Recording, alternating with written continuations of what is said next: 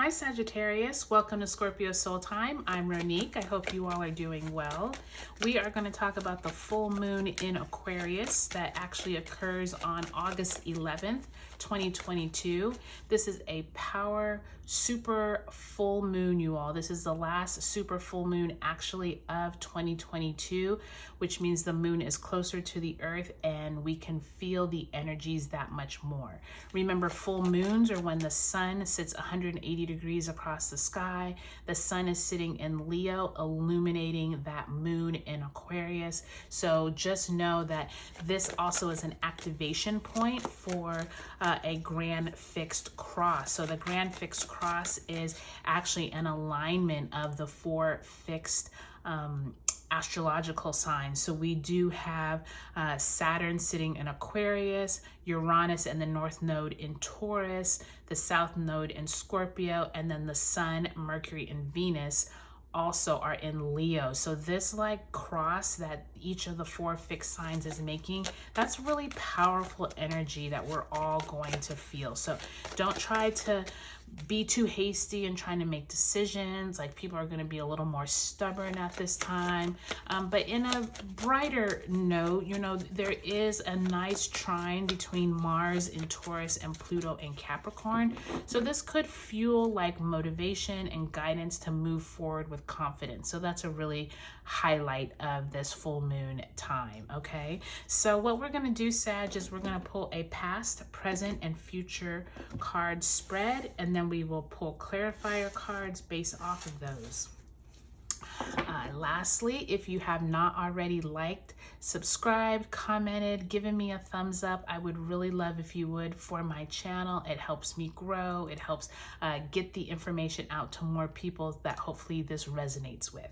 Okay, Sag, so let's get into it. So in the past, you have the Three of Swords. Some type of healing or some kind of hurt probably has occurred in the past.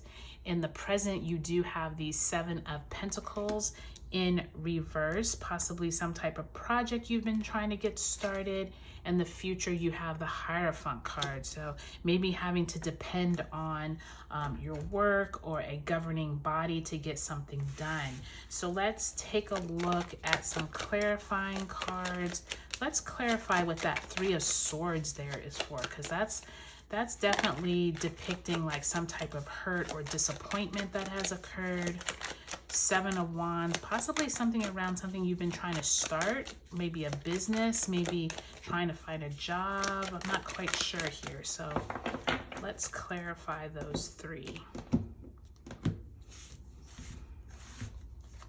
Okay, so a clarifier for the Three of Swords is the King of Swords. So two swords cards, some type of clarity you've been trying to get to, a decision you've been trying to make.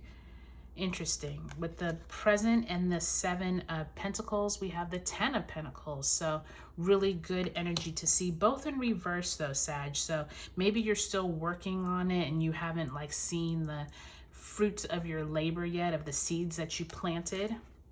But look, at the end, you have the Sun card. I think this is really beautiful, Sag, because you all are a fire sign. Leo is a fire sign. So this is really nice energy to see after you opened it up with such heavy energy, okay? So there might be some kind of governing body that actually helps you out in a good way. So you-holes looks really straightforward, Sagittarius. And I say that because you can kind of see, anytime you can see a progression through the cards, it's a really good sign. It means that you're almost like in the flow of how the energies are working with the universe. So like this Three of Swords and this King of Swords, to me, this depicts some kind of disappointment, some type of decision that maybe you needed to make and didn't feel comfortable making, or maybe you weren't able to make the decision at all, or someone came to you with some information that you wanted to be able to act on and you weren't able to. There's just something here about wanting to make a decision that maybe you were disappointed in a decision that you had to make, but there's some kind of like something you're not able to like get past, if that makes sense. It feels like in the past you've been kind of like worried about something, and I think it's something dealing either with your finances, your work, possibly a new entrepreneurial venture, because the Seven of Pentacles usually shows you planting seed somewhere of where you want to grow. So this could be you putting out feelers at a company for a job. This could be you trying to find new clients and having to do all like the grunt work, if you will, like maybe doing the marketing and your website, getting that all you know, together. And I feel like this Ten of Pentacles is saying you're on the right track. Just keep going. Like, even if you don't see these little sproutlets from what you've planted, this Ten of Pentacles shows you you're on the right track. You just need to keep at it. And I feel like you're going to start, like, it's almost like you're building a legacy, especially with Ten of Pentacles. And it might not be quick.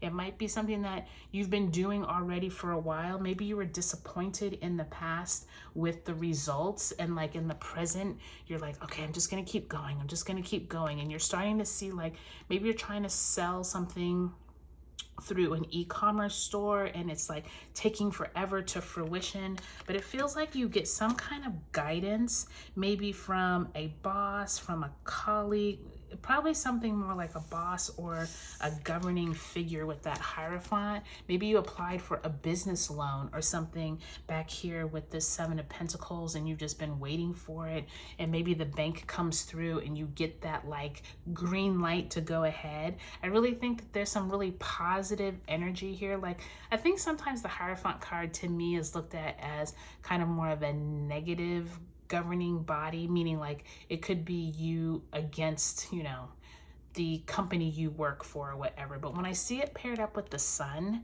and it coming after the Pentacles, to me it seems like this governing body is what helped you get to this Sun. So I really think, Sag, you have really nice energy coming up here with this full moon in Aquarius. Since you are a fire sign, I actually think that this might be a little more positive for you than especially those fixed signs that are going to catch it a lot worse off than the fire signs. I think you all have a lot of that, you know, get up and go energy that I think will be really helpful here in the future, Sag. So I would say take a look at your sun, moon, and rising sign.